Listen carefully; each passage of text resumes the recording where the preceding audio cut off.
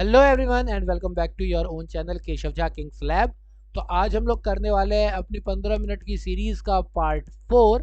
अब तो मैं 3 पार्ट डाल चुका हूँ। ये हमारे चैप्टर नंबर 1 का भी पार्ट 4 है और हमारी सीरीज़ का भी पार्ट 4 है। तो अगर अब तक आपने पिछली सीरीज़ नहीं देखी है तो प्लेलिस्ट का लिंक आपको डिस्क्रिप्शन बॉक्स में मिल जाएगा, आप वहाँ से देख सकते हैं। ठीक है, तो आज हम लोग स्टार्ट करते हैं बिना, क्योंकि हमारे पास 15 मिनट है तो हम लोग टाइम वेस्ट नहीं करेंगे। हम लोग सीधा आते हैं कि आज का जो हमारा टॉपिक होगा वो होगा लेवल्स ऑफ मैनेजमेंट। देखो, कभी भी आप मैनेजमेंट की बात करते हो तो 3 तरह के लेवल आएंगे। एक जो रूल बनाएगा, एक जो रूल फॉलो करेगा। ठीक है, एक जो रूल बनाएगा और एक जो रूल के ऊपर काम करेगा।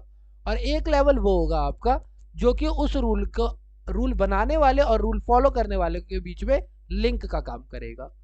ठीक है, तो टॉप लेवल जो होता है वो रूल्स बनाता है, वो पॉलिसीज बनाता है। ऑपरेशन लेवल उस पर वर्क करता है। और ये जो मिडिल लेवल होता है ये मीडिएटर होता है। ये यहाँ की पॉलिसी समझ करके इनको समझाता है और ऑपरेशनल लेवल के प्रॉब्लम्स को समझ करके यहाँ पर पास ऑन करता है। तो इसका काम मीडिएटर का होता है। ठीक है, तो अगर हम बात करते हैं लेवल ऑफ मैनेजमेंट की, तो मैनेजमेंट को या मैनेजर्स को 3 तौर पे बांटा गया है, that is lowest to highest on the basis of responsibility, authority and status. Responsibility जो लोअर में होगी तो उसकी रिस्पॉन्सिबिलिटी भी कम होगी लेकिन उसकी अथॉरिटी भी कम होगी। जो उससे ऊपर होगा उसकी अथॉरिटी भी ज़्यादा होगी और रिस्पॉन्सिबिलिटी भी ज़्यादा होगी। जो सबसे ऊपर होगा उसकी अथॉरिटी भी ज़्यादा होगी और रिस्पॉन्सिबिलिटी भी ज़्यादा होगी। तो रिस्पॉन्सिबिलिटी नीचे से ऊपर आते वक्त तो बढ़ती है और अथॉरिटी भी नीचे से ऊपर आते वक्त बढ़ती है। क्लियर हो गई बात? 3 तरह के इसमें आते कौन कौन है? तो सबसे पहली बात, अगर टॉप लेवल की बात करूँ तो कंपनी के मालिक वगैरह होंगे जो कंपनी को चलाते हैं, यानी कि बीओडी, बोर्ड ऑफ डायरेक्टर्स होंगे। चीफ सीईओ, सीईओ होंगे, सीओओ होंगे, चेयरमैन होंगे। ठीक है, ये सारे टॉप लेवल पर आते हैं जो पॉलिसीज वगैरह बनाते हैं। मिडिल लेवल पे आपके मैनेजर वगैरह आ जाते हैं, जैसे डिपार्टमेंटल मैनेजर, प्रोडक्शन मैनेजर हो गया, फाइनेंस मैनेजर हो गया, सेल्स मैनेजर हो गया, और उनके फंक्शनल मैनेजर, डिपार्टमेंटल और फंक्शनल मैनेजर्स हो जाते हैं। ठीक है, देन लोअर लेवल होता है सुपरविजन होता है। अब ये जो डिपार्टमेंटल और फंक्शनल, ये जो 2 वर्ड है, ये आप आगे जाकर के पढ़ोगे, बहुत इजीली समझ में आएगा। एक डिपार्टमेंटल हो जाता है, जैसे कि मान लो कि मेरे मेरे कंपनी के 4 अलग अलग प्रोडक्ट है। सोप भी बनाती है और कहते हैं बिस्किट भी बनाती है। 2 अलग अलग डिवीजन है। तो सोप के जो मैनेजर होंगे और बिस्किट के जो मैनेजर होंगे, होंगे दोनों मैनेजर, पर दोनों अलग अलग डिपार्टमेंट है तो अलग अलग मैनेजर है। फंक्शनल मैनेजर होते हैं, जैसे एक का काम हो गया प्रोडक्शन का, एक का काम हो गया सेल्स का। तो ये जो फंक्शनल मैनेजर होते हैं ये फंक्शन के आधार पर बांटे जाते हैं, और ये जो डिपार्टमेंटल होते हैं ये अलग अलग डिपार्टमेंट्स के हिसाब से बांटे जाते हैं। ठीक है, तो वहीं पे आते हैं हम लोग, जरा टॉप लेवल की बात कर लेते हैं। टॉप लेवल मैनेजर के अंदर क्या क्या आता है, मैंने आपको बताया। चेयरमैन यानी चेयरपर्सन होगा, सीईओ होगा, सीओओ होगा, और बाकी के उनके बोर्ड ऑफ डायरेक्टर और इक्विवेलेंट होंगे। इनका मेन काम क्या है? इनका मेन काम यही है कि जितने भी आपकी अलग अलग एक्टिविटीज़ है उनको इंटीग्रेट करो, यानी एक साथ लाओ और उनको कोऑर्डिनेट करो, ताकि और बिजनेस के लिए पॉलिसीज बनाओ, उनके गोल सेट करो, उनके लिए स्ट्रेटेजी बनाओ। यानी प्लानिंग का जो काम है, जो हमारे फंक्शन ऑफ मैनेजमेंट थी, उसे जो बेसिक प्लानिंग का काम होता है वो इसी लेवल का होता है। ये पॉलिसीज बनाते हैं, ये ऑर्गेनाइजेशनल गोल सेट करते हैं, ये उसके लिए स्ट्रेटेजीज बनाते हैं, ये सबकी रिस्पॉन्सिबिलिटी सेट करते हैं, और सोसाइटी पे क्या इम्पैक्ट होगा वो भी लाते हैं। तो टॉप लेवल का काम ही क्या है? रूल बनाना। सबसे बेसिक बात समझ लो, रूल बनाना। पहले लोअर लेवल की बात करेंगे, फिर मिडिल लेवल पे आएंगे। लोअर लेवल की यानी कि सुपरवाइजरी लेवल की अगर हम बात करते हैं तो इसके अंदर फोरमैन और सुपरवाइजर आते हैं। इनका मेन काम ये होता है कि जो पॉलिसीज टॉप लेवल ने बनाई थी वो एक्चुअली में ये इंप्लीमेंट करते हैं। तो डायरेक्शन और कंट्रोलिंग इनका काम होता है। ठीक है, ये वर्कर्स की ग्रीवियंस को मैनेजमेंट तक पहुंचाते हैं। भाई सीधी सी बात है, यहाँ पर फोरमैन है, ऊपर मैनेजर है, नीचे वर्कर है। तो फोरमैन का काम है कि वो वर्कर से काम ले, लेकिन उसका काम ये भी है कि वर्कर की जो ग्रीवियंस है, जो प्रॉब्लम है, वो उठा करके वो मैनेजमेंट तक पहुंचाए। ठीक है, maintain discipline among the worker, maintain the quality of output and minimize wastage. ये काम है आपके लोअर लेवल के, लोअर लेवल का। ठीक है, देन आता है आपका मिडिल लेवल, जो कि एक मीडिएटरी की तरह काम करता है। टॉप लेवल और लोअर लेवल के बीच में ये मीडिएटर का काम करता है। ठीक है, इसके अंदर डिवीजन और डिपार्टमेंटल हेड्स आते हैं, प्लांट सुपरिटेंडेंट्स आते हैं, ऑपरेशन मैनेजर्स आते हैं। इसका मेन काम क्या है कि इन्होंने जो पॉलिसीज बना दी उसको ये इंटरप्रेट करती है, उसको ये समझती है। ठीक है, और उसके बाद ये इंश्योर करती है कि जो हमारा कोऑर्डिनेशन है सारी एक्टिविटीज कोऑर्डिनेटेड हो और सारे जो पॉलिसीज हो वो फॉलो की जाए, सारे लोग अपनी रिस्पॉन्सिबिलिटी करें। तो बेसिकली क्या करना है ये बताते हैं, करता कौन है ये, लेकिन ये लोग काम कर रहे हैं कि नहीं कर रहे हैं उसके ऊपर देख रहे कौन करता है, मिडिल लेवल। तो मिडिल लेवल का काम है ऊपर की पॉलिसी समझ के नीचे वालों को समझाना, नीचे वालों की दिक्कत समझ करके ऊपर वालों को समझाना। एंड इतना ही है लेवल ऑफ मैनेजमेंट है, इसके ऊपर कुछ नहीं है लेवल ऑफ मैनेजमेंट में। ठीक है, देन हम बात करते हैं वही जो मैंने कहा था, कल आपको बताया भी था, POSDC के बारे में बताया भी था मैंने पिछली वीडियोस में। वही है फंक्शन ऑफ मैनेजमेंट या एलिमेंट ऑफ मैनेजमेंट की बात करते हैं। तो सबसे पहला काम होता है मैनेजमेंट का कि वो प्लान बनाती है। सारे डिफरेंट चैप्टर्स है, अलग अलग चैप्टर्स है, वहां पर आप और इन्हें डिटेल में पढ़ोगे। मेन काम क्या है कि जो मैनेजमेंट होती है वो गोल सेट करती है, ऑब्जेक्टिव सेट करती है, वो प्लान बनाती है। देन वो प्लान कौन कौन करेगा, मतलब कितने लोग चाहिए, कितने पार्ट में वो काम बटेगा, ये ऑर्गेनाइज किया जाता है। अब कौन सा इंसान क्या काम करेगा वो स्टाफिंग की जाती है। देन उनको डायरेक्शन दी जाती है, देन वो कंट्रोल किया जाता है। देखो मैं आपको एक बहुत अच्छी मूवी आई थी उसका एग्जांपल देता हूँ, उरी मूवी का एग्जांपल देता हूँ। ठीक है, एक प्लान बनता है कि हाँ हमें क्या करना है, हमें एक ऑपरेशन करना है वहां पर जाकर के, हमें एक स्ट्राइक करनी है। ठीक है, उसके लिए कितनी टीम चाहिए, 3 टीम होंगे, 3 टीम के हेड होंगे, तीनों टीमों में हेड होने चाहिए, ऑर्गेनाइजिंग हो गया। 3 टीम होंगी, हर टीम में 10 लोग होंगे, एक उसका हेड होगा, 3 टीम बना दी हमने, ये हो गया ऑर्गेनाइजिंग। अब वो 3 जो टीमें होंगी उसमें लोग कौन कौन से होंगे वो बाहर से हायर करते हैं, उन्होंने कर ली स्टाफिंग। उसके बाद जो हमारा विकी कौशल का जो कैरेक्टर है वो उनको बताता है कि कहाँ पर जाना है, कब जाना है, कैसे जाना है, ये हो गई डायरेक्टिंग। फिर जहां पर उसे लगता है कि प्रॉब्लम आ रही है, जैसे कि तुरंत मैसेज आता है कि नहीं नहीं आपको वापस आना पड़ेगा क्योंकि उन्हें पता चल गया है, तो वो लोग हेलीकॉप्टर से उतरते, फिर एक नया प्लान बनाते, वो हो गई कंट्रोलिंग। अगर वो मैसेज नहीं जाता तो वो लोग पकड़े जाते, ये हो गई कंट्रोलिंग। मूवी के अंदर ही आपको सारी की सारी चीजें बता रखी है। आई होप आपको ये समझ में आ गया होगा। ठीक है,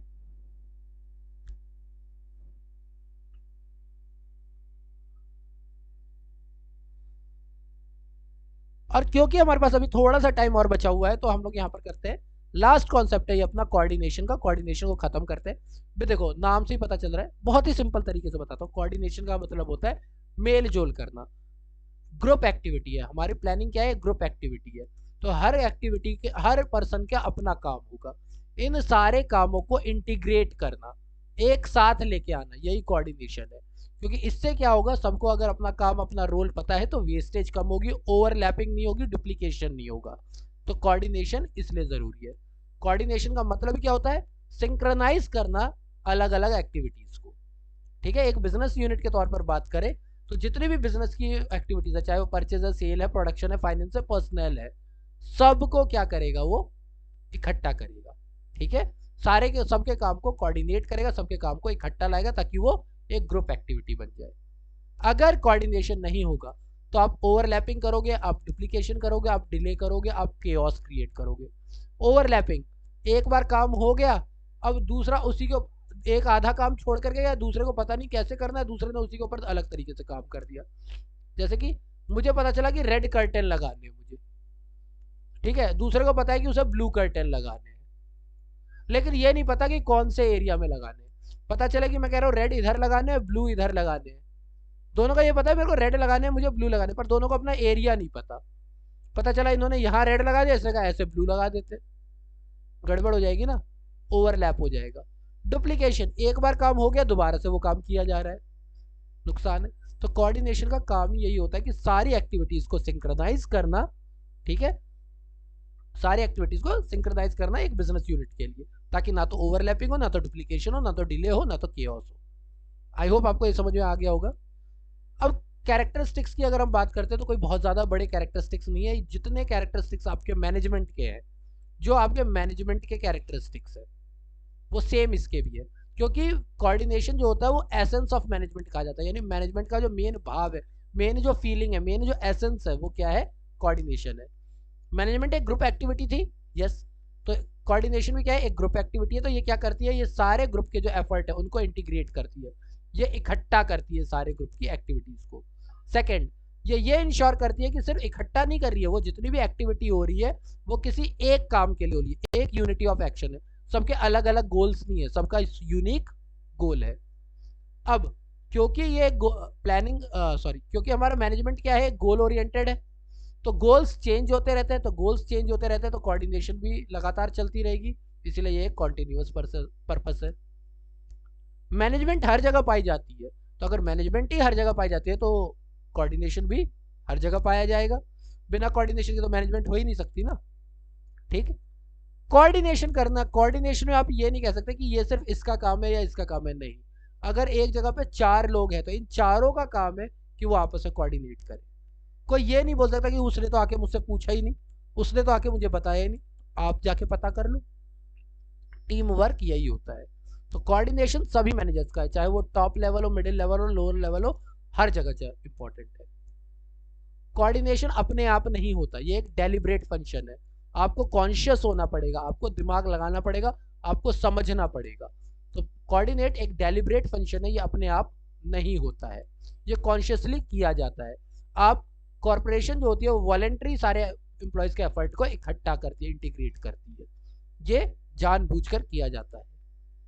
अभी देखो, अभी जो मैंने लाइन बोली थी वही लाइन आ गई, coordination is the essence of management. Coordination और मैनेजमेंट सेपरेट नहीं है, ये दोनों एक दूसरे के साथ मिलजुल करके चलते हैं, इसीलिए इसे एसेंस ऑफ मैनेजमेंट भी कहा जाता है। ठीक है, कोऑर्डिनेशन हर जगह पाया जाता है। प्लानिंग के लिए चाहिए, अलग अलग डिपार्टमेंट है, अलग अलग उनके प्लान होंगे, नहीं ऐसा नहीं चलेगा। ऑर्गेनाइजेशन का एक गोल है, तो सारे डिपार्टमेंट को एक तरीके से काम करना होगा। ठीक, ऑर्गेनाइजिंग, भाई किसके पास कितनी अथॉरिटी होनी चाहिए, कितनी रिस्पॉन्सिबिलिटी होनी चाहिए, कितनी अकाउंटेबिलिटी होनी चाहिए, ये बांटने के लिए आपको कोऑर्डिनेशन चाहिए कि ठीक है इतना एरिया उनका, इतना एरिया इनका, इतना एरिया इनका। जैसे स्कूल में होता है ना कि इंग्लिश वाले सर होंगे, फिर मैथ्स वाले सर होंगे, तो हर कोई अपने हिसाब से काम नहीं कर सकता। स्कूल का एक है कि भाई हम पहले क्या लेंगे, हम पहले यूटी लेंगे, फिर एसए लेंगे, फिर अलग एग्जाम लेंगे, फिर फाइनल एग्जाम लेंगे। ये क्या हो गया, सॉरी मैं दोबारा से लिख देता हूँ यहाँ पे। मान लो स्कूल अलग अलग टीचर है, अब इंग्लिश वाले टीचर है और अकाउंट वाले टीचर है। अब अकाउंट वाले टीचर कह रहे हैं कि भैया मेरे को यूटी करवाना है जुलाई में, इंग्लिश वाले कह रहे हैं नहीं मेरे को करवाना है अगस्त में। काम चलेगा क्या, नहीं। ये लोग बोलेंगे कि आपकी अथॉरिटी ये है, आपकी रिस्पॉन्सिबिलिटी ये है कि आप कोर्स पूरा करवाओ और क्वेश्चन पेपर बनाओ। पेपर कब होंगे, ये किसका काम है, ये स्कूल मैनेजमेंट का काम है, ये वो डिसाइड करेगी। तो किसके पास कितनी अथॉरिटी होगी, कितनी रिस्पॉन्सिबिलिटी होगी, कितनी अकाउंटेबिलिटी होगी, इसके लिए कोऑर्डिनेशन होना बहुत ज़रूरी है। स्टाफिंग, सही जगह पर सही इंसान लाना, ये बहुत ज़रूरी है। डायरेक्टिंग, सुपरविजन, मोटिवेशन, लीडरशिप, इनके बीच रिलेशनशिप लाना बहुत ज़रूरी है। और एक्सपेक्टेड रिजल्ट, एक्चुअल रिजल्ट और स्टैंडर्ड रिजल्ट के बीच जो डिफरेंस है उसको पता करना ही कंट्रोलिंग कहलाता है। सो आई होप आपको ये समझ में आ गया होगा। चैप्टर बस इतना सा रह गया, ये हम लोग करेंगे अगली क्लास में, ज़्यादा लेवल हम लोग नहीं खींचेंगे, इतना सही करेंगे हम लोग।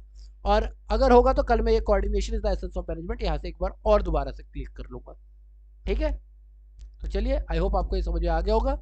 बाकी अगर आपको वीडियो अच्छी लग रही है तो please like, subscribe and comment and share करें ज़्यादा से ज़्यादा इस चैनल को, ताकि मेरे को भी सपोर्ट मिले and I will be motivated to bring this kind of videos for you. Thank you for your time.